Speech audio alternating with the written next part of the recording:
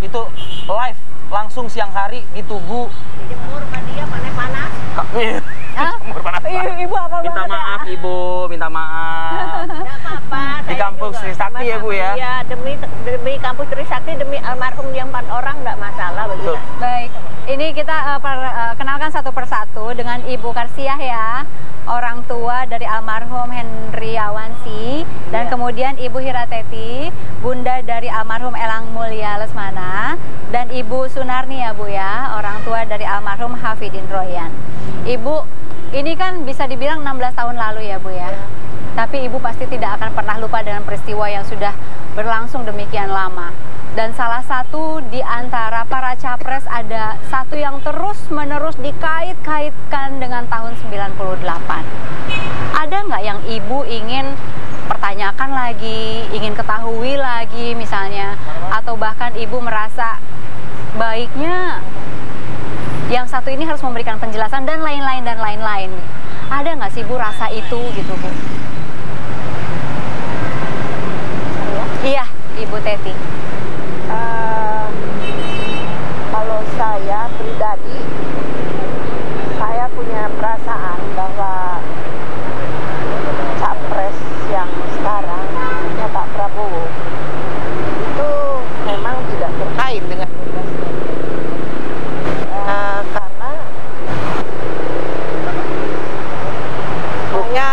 karena pada saat kejadian 12 Mei itu, beliau datang ke rumah saya di Ciputat dan ketemu sama almarhum suami saya dan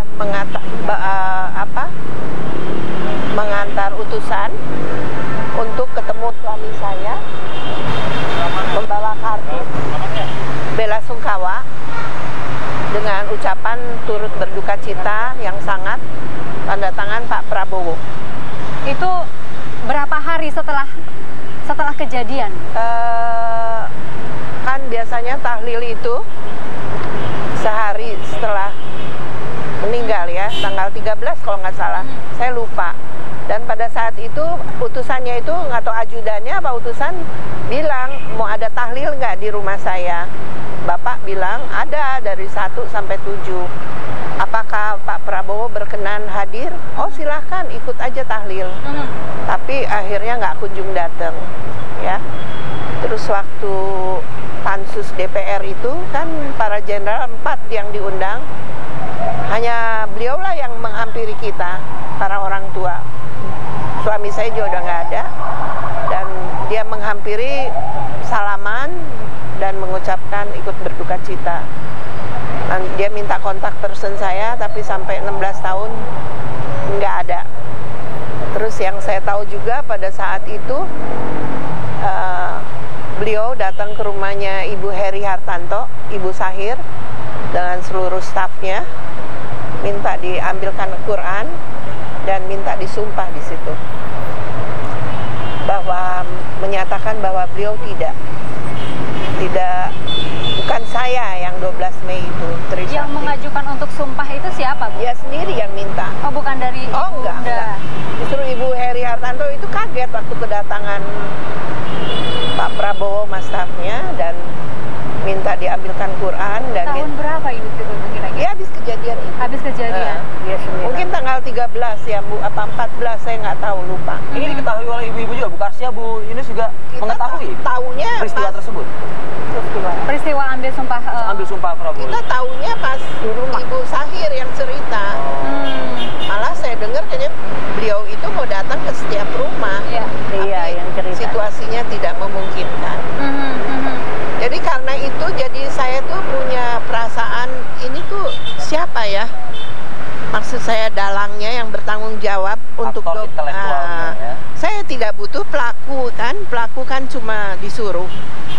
Sampai 16 tahun ini saya, dan setelah saya tahu bahwa itu kejadiannya, jadi saya pikir ya, jadi beban ini saya ini. Oke, Ibu kan mengatakan 16 tahun menunggu gitu, menunggu penjelasan, ingin tahu kejelasan yang pasti mengenai peristiwa itu. Ibu juga sama, nunggu juga. Apa yang ingin Ibu ketahui terutama Bu? Ya, pertama itu siapa yang mau bertanggung jawab yang peristiwa ini. Sedangkan seperti saya kan sudah tidak punya putra lagi, tidak punya suami lagi, hanya hidup sebatang kara. Siapa yang mau menanggung jawab masa depan saya, sedangkan tulang punggung saya sudah nggak ada. Hendriawansi itu semata wayang itu? Iya, kalau ada, buat apa saya angkat bicara? Kita selama ini ya perhatian yang menampung kita ya dari Trisakti lah, segala-galanya. Kita dikasih tempat tinggal, dikasih rumah, dikasih artinya uang bulanan, belanja hidup, ya dari kampus rektorat lah yang tidak pernah melupakan kita selama ini. Dan kita udah dimasukkan sebagai keluarga Trisakti. Keluarga Trisakti. Dan selama 16 tahun ya yang perhatian Trisakti, terutama Pak Rektor ya. Kita dapat rumah di Cibubur, kayak townhouse 4 rumah gitu. Kalau dari para elit, kalau dari Pak Prabowo sendiri ada perhatian atau enggak, Bu? Ya perhatiannya ya kita silaturahmi waktu itu diundang. Baik. Cuma kita ngobrol dan lebih kekeluargaan, dan kita juga tidak mendesak beliau dan beliau juga tidak menjanjikan, cuma menjawab pertanyaan saya. Itu aja. Menjawab pertanyaan. Kenapa nggak datang waktu itu untuk tahlil? Jawaban Pak Prabowo adalah? Jawabannya pada saat itu, Bu, situasinya tidak memungkinkan. Saya terdesak dan saya banyak difitnah. Jadi niatnya sih saya mau datang ke setiap orang tua untuk minta disumpah. Cuma tidak memungkinkan pada saat itu. Lantas mungkin saya ke Bu Yunus deh. Enggak, Pak. Kan ini kan ibaratnya salah satu yang akan capres inilah begitu kan. Ada nama Prabowo Subianto. Minimal kan apa ya? Sejarah kan bisa terungkap begitu. Harapannya seperti itu. Bu Yunus bisa berharap seperti itu nggak kira-kira? Saya kira semua orang tua almarhum berharap demikian. Siapapun yang jadi presiden, kita berharap bisa melaksanakan dan menangani kasus ini secara baik. Jadi diungkap secara adil seperti yang dikatakan sama Ibu Teti, bahwa siapa sih aktor intelektualnya. Terus penyelesaiannya secara adil sesuai dengan undang-undang yang ada di Indonesia. Baik, Ibu, ini kita lanjutkan lagi ya, Bu ya. Setelah jeda, kita harus jeda dulu. Masih cukup banyak pertanyaan dari saya dan Arif Fadil saat lagi di Apa Kabar Indonesia. Saya ingin ke Bu Karsia deh, Bu. 16 tahun ya, Bu ya. Terakhir yang bisa Ibu lakukan apa, Bu? Kalau tadi kita selama semasa jeda kita berbincang satu dengan yang lain gitu. Bicara ikhlas, ya almarhum sudah tenang di peristirahatan terakhir gitu. Tapi dongkol dan apa rasa penasaran itu masih ada, Bu Yunus juga. Itu kalau Bu Karsia apa, Bu? Minimal yang masih bisa terus dilakukan oleh Ibu lah begitu. ya, saya itu kemanapun yang terbaik membawa saya akan ikut melangkah. Kalau kita daya apa kita orang tua korban? Apa yang mau kita harapkan, kita modalkan siapa? Tulang punggung kita yang mau menghadap yang begini-begini. Kalau bukan kita sendiri, jadi siapapun yang terbaik mengajak kita ikut. Selama kita masih bisa melangkah, masih bisa bicara. Itu yang kalau bagian saya. Karena seperti saya, tadi kan saya sudah bilang kan, tidak punya pensiunan, tidak punya anak, tidak punya suami, tidak punya keluarga, tidak punya orang tua, hanya hidup merantau sebatang kara di Jakarta. Itu yang saya harapin. Oke. Ya, kalau dari Ibu Teti, Bu, ketika akhirnya bertemu dengan Pak Prabowo, di situ Ibu merasa ini dia nih orang yang harus bertanggung jawab misalnya, atau apa, Bu, ketika pertama kali pertemuan hingga akhirnya selesai, apa yang kesan yang timbul di Ibu? Ya, pesan buat saya Sudah? pesan yang buat saya bahwa memang 12 Mei Trisakti itu tidak ada sangkut pautnya dengan Pak Prabowo. Ibu bisa yakin ini dari mana, Bu? Insya Allah, ya perasaan hati nurani saya. Karena dia sudah jelaskan, dia tidak nyebut siapa-siapa. Cuma pada saat itu saya terpojok, saya difitnah, dan sulit saya untuk satu-satu saya datengin. Itu kan udah jawaban buat saya bahwa sebenarnya tadinya belum ketemu Pak Prabowo buat saya. Siapapun presidennya, asal mau ingat keadilan untuk kami orang tua ya, tanggung jawab. Karena kita juga merasa, apa sih kita ngelawan pemerintah? Kita mampu apa? Bisa apa sih? Bisa apa? Kan nggak mungkin. Jadi terlalu muluk-muluk. Makanya saya bilang keempat orang tua ini sudah ikhlas karena anak kami sudah tenang di sisi Allah. Tapi setelah pertemuan itu ada muncul kesan di Ibu bahwa bukan Pak Prabowo yang melakukan. Tetapi tetap kita bilang, seandainya Bapak jadi presiden, tolong diperhatikan keadilan kami. Baik. Apa pesan beliau? Apa jawaban beliau? Ya doakan saja. Dia nggak banyak ngomong, cuma dia lebih nanya anak saya berapa, suami saya dinas di mana, semua kita ditanya. Baik, Bu Yunus. Bu Yunus itu mengikuti juga Bu, proses sejak dari kejadian pada saat itu, lalu kan ada juga yang berkembang dari Komnas HAM juga pada saat itu melakukan pembentukan tim gabungan pencari fakta dan lain sebagainya. Bu Yunus mengikuti itu semua. Puas Bu dengan Jelas ya tidak puas. Ujungnya tidak ada. Ujungnya tidak ada seperti yang tadi Bu Teti bilang tadi ya Bu ya. Aktor intelektual gitu. Ya kayak kita diundang Kontras. Iya. Kontras tuh nge-support kita, mengantar kita sampai terakhir ke penasehat Pak SBY, Albert Hasibuan. Iya. Sama semua diundang dari Priok. Tapi ya kita datang jauh-jauh ke istana, cuma nggak ada ceritanya lagi. Oke. Jadi pokoknya yang ingin ibu-ibu ungkap adalah kebenaran siapa di balik ini semua, begitu. Oke. Dan ibu juga salah satu ibu mengaku yang tidak dapat hadir ya hari ini ya, sedang Bu Sahir sakit. ya. Bu Sahir. Jadi Pak Prabowo datang ke rumah minta untuk disumpah di bawah Al-Quran pada saat itu. Dan kata-katanya yang diucapkannya apa saja Bu dalam sumpah itu? Itu yang waktu kita di Hayat itu ngomong, ya kan? Ya, cuma bilang Pak Prabowo bilang katanya, saya berani bersumpah di atas Quran bahwa untuk Trisakti bukan saya. Itu aja. Dan ibu bisa mempercayai itu? Yang ngomong kan ibunya Heri Hartanto. Dan Pak Prabowo waktu di Hayat juga ngomong begitu. Disaksikan oleh ibu. Iya. Sayang. Maunya datang ke semua ibu-ibu orang tua. Cuma situasinya tidak memungkinkan. Kata beliau. Ya udah, buat saya itu udah jawaban. Tidak Tapi diungkapkan bicara puas belum lah ya mungkin ya. pada saat Makanya pertemuan banyak, itu? dari mungkin ya kalau selama ini yang perhatian terhadap kita hanya Trisakti, apalagi Pak Rektornya ya. Iya. Kita dimasukkan ke keluarga Trisakti. Ya kami berterima kasih. Tapi kalau dari elit-elit politik nggak ada. Cuma ya waktu Pak SBY pernah undang kita memberikan bintang jasa Piagam Pratama, itu aja. Udah itu ya selesai. Baik. Bu Karsia, di keluarga masih sering ada membicarakan hal ini nggak sih? Keluarga sih ya, dia gimana ya namanya di daerah. Ya sering lah ini mereka menyaksikan semua ini nonton. Oke. Karena dia bilang, Mama, aku besok nonton Mama jam berapa? Semuanya ya itulah. Nah, siapa ya Mak sebenarnya yang mau bertanggung jawab peristiwanya kakak? Dia bilang gitu.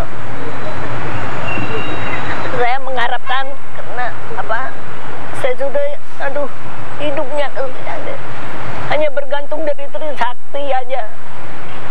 Semuanya dari Pak Rektor, semuanya dari Trisakti. Segenap Universitas Trisakti, dari mahasiswa, dari Presma, dari ketua BEM yang memperhatikan kita. Siapa lagi? Betul kita sudah dikasih sama Pak SBY penghargaan sebagai perjuang reformasi, tapi selanjutnya nggak ada. Nah, sedangkan saya mengharapkan masa depan saya, masa pensiun saya tidak punya. Itu yang saya harapkan masa depan saya. Jadi kalau bagi saya itu makin tahun makin berat karena umur saya bertambah. Semakin tua dan seterusnya saya bisa kerja. Sekarang saya sudah tidak kerja lagi, sudah berhenti di koperasi. Disuruh Pak Rektor berhenti aja, udah nanti uang bulanannya kasih, uang belanjanya saya kasih. Itu. Baik. Itulah harapan saya. Siapapun yang jadi pemimpin, Tolong. harus ingat kasus Trisakti 12 Mei. Masa depannya bagaimana, tanggung jawabnya bagaimana. Itu harapan Bunda Henry. Baik, Ibu Teti juga sama harapannya. Ya minimal ada keadilan lah ya. Ada keadilan juga. Terus Saya perhatiin nggak ada yang ziarah ke makam anak-anak kami. Katanya pejuang reformasi, bukan kepengen mereka datang, enggak. Cuma gimana lah ya perhatian. Baik. Ini foto-foto ini ada, Ibu Teti bisa cerita Bu, foto-foto ini Bu? Pak Iya. Prabowo bertemu dengan Begitu saya masuk pintu, Pak Prabowo langsung bilang, saya pernah ketemu ibu kan ya di DPR. Dia ingat. Berapa tahun lalu? 2005 ya? Belum lah. 2000 apa 2000? Aduh saya lupa. Baik. Jadi begitu datang ketemu langsung ingat bahwa Ibu pernah ketemu. Ya kan saya gitu. dulu masuk duluan. Ya. Langsung beliau bilang, kita pernah ketemu ya Bu? Oh iya. Itu aja saya dengar dia ingat gitu ya. ingat, itu saya udah terharu, pengen nangis. Iya Pak, saya bilang di DPR kan, iya. Dia ingat. Padahal itu udah bertahun-tahun yang lalu. Dan hafal juga dengan nama Ibu. Ibunya Elang tahu. Baik. Oke, kita jeda dulu ya, Vi ya. Baik. Saat lagi kami kembali.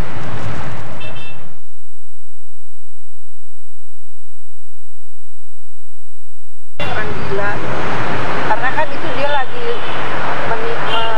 tumbuh dengan pemuda ya, banyak cerita. Masih lagi berprestasinya lagi. Semester 4.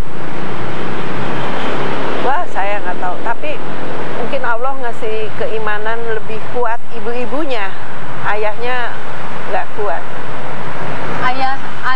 Suami Ibu? Iya, udah nggak ada. Maksudnya nggak kuatnya gimana? Ya nggak kuat ngadepin ini karena terlalu ingin segera terungkap kasus ini. Nggak kuat kan, jadi sakit. Kalau Bu Yunus menyikapi pada saat itu Bu, itu sempat sedih berpanjangan seperti itu Bu.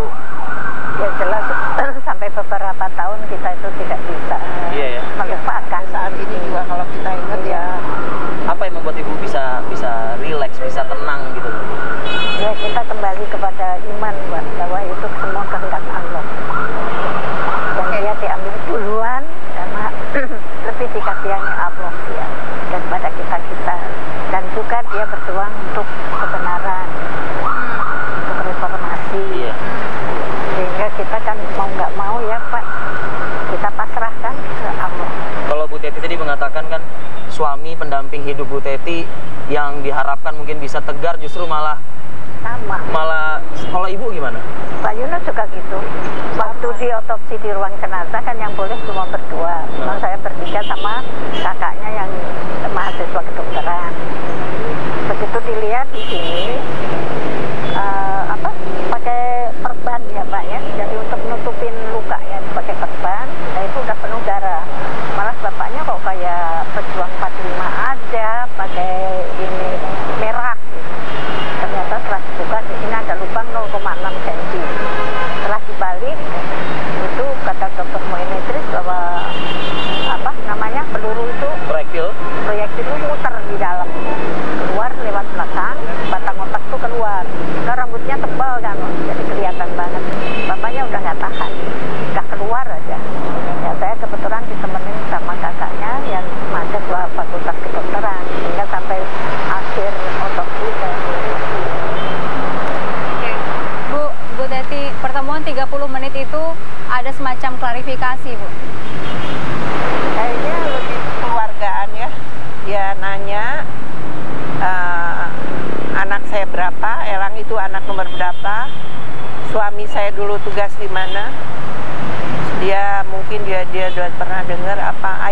dulu dinas di mana.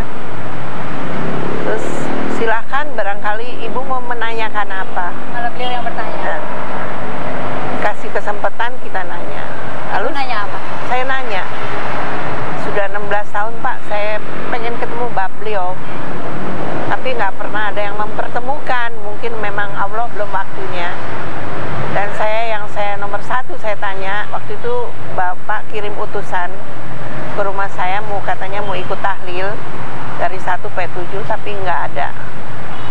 Terus waktu di gedung DPR, pansus DPR Trisakti, kan ada 4 jenderal tuh yang diundang, hanya Bapak lah yang menghampiri kita, yang lain tidak. Dan saya sempat nanya sama Bapak, sebenarnya Bapak tahu siapa sih ini dalangnya gitu. Suami saya udah nggak ada. Saya memberanikan diri nanya, penasaran. Lalu beliau cuma nunduk, geleng-geleng kepala. Saya minta kontak personnya ke anak senior, Elang. Tapi sampai 16 tahun nggak ada cerita. Nggak jawab apa-apa Bu, waktu itu hanya menunduk saja? Ya, menunduk aja. Ya, mungkin udah kode etik ya. Nah, terus saya nanya juga, Ibu Heri yang nanya, Ibu Heri Hartanto bilang, Bapak datang ke rumah saya minta Al-Quran, minta disumpah. Iya, betul katanya. Saya tuh mau datang ke setiap orang tua, cuma tidak memungkinkan saat itu karena saya terlalu dipojokkan dan saya banyak difitnah. Itu yang mendampingin Pak Hashim waktu itu. Ada semacam janji nggak Bu untuk mengungkapkan ini? Beliau tidak janji, kita juga tidak mendesak, cuma ya ngobrol pengen tahu gitu. Beliau juga tidak menjanjikan sesuatu apa gimana, cuma bilang